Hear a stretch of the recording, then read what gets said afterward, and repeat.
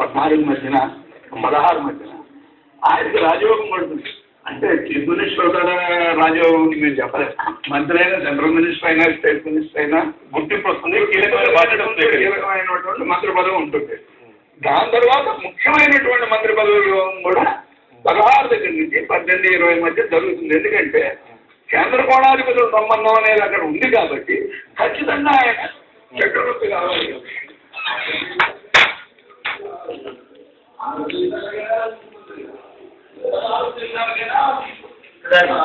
తాత్కాలికంగా గట్టు కాలం ఫేస్ చేయాలి వైఎస్ఆర్. చంద్రబాబు నాయుడు పరిస్థితుల్లో ఉంది ప్రతిపక్ష నేత, మరియు ఆయన ముఖ్యమంత్రి బాధ్యతలు స్వీకరించే అవకాశం ఉన్న తెలుగుదేశం పార్టీ పవన్ ఇప్పుడు శని మహాదశ అనమాట. శని మహాదశలో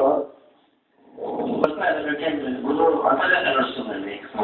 ఏదైనా పదవి వచ్చే అవకాశం ఉంది. ఆయన పార్టీ జాతర తీసుకున్నా కూడా విధులన్నీ మార్చి 14 తారీఖు ఉగాదికి 2 రోజుల ముందు ఈ విడుదలతో ఎన్టీ చర్చా కార్యక్రమం నిర్వహించింది. భవిష్యత్తులో ఎలా ఉంటుంది రాజకీయాల గురించి. భవన్ షా నూతన ముఖ్యమంత్రి అయిన తర్వాత డిసెంబర్ నవంబర్లో పదవిస్తుందని చెప్పి ఆ రోజు ఆయన ఏం చెప్పారో వస్తాం.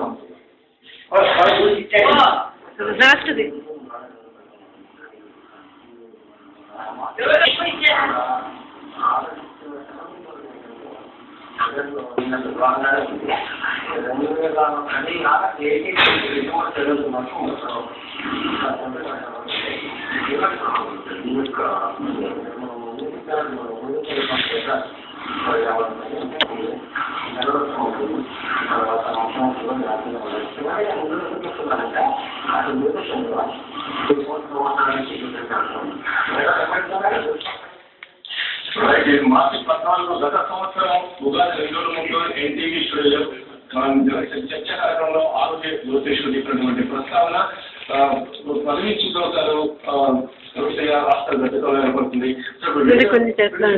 చూసుకుంటే మధ్యంతర ఎన్నికలకు రాష్ట్ర ప్రజలు కూడా తెలియజేస్తున్నారు.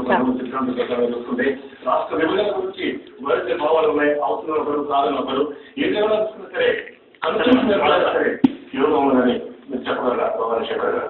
2011 సెప్టెంబర్ నుంచి మన రాష్ట్రం చాలా పీస్ఫుల్గా ఉంటుంది, ప్రశాంతంగా ఉంటుంది, ఉద్యమాలుగా ఉంటుందండి. 2012 మే నుంచి మాత్రం మన రాజకీయ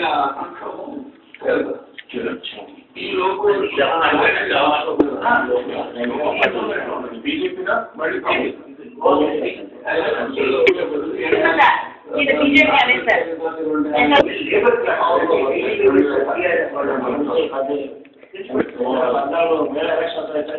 బీజేపీ అధికారం మన రాష్ట్రంతో పాటు 2012 తర్వాత నుంచి. ఓకే,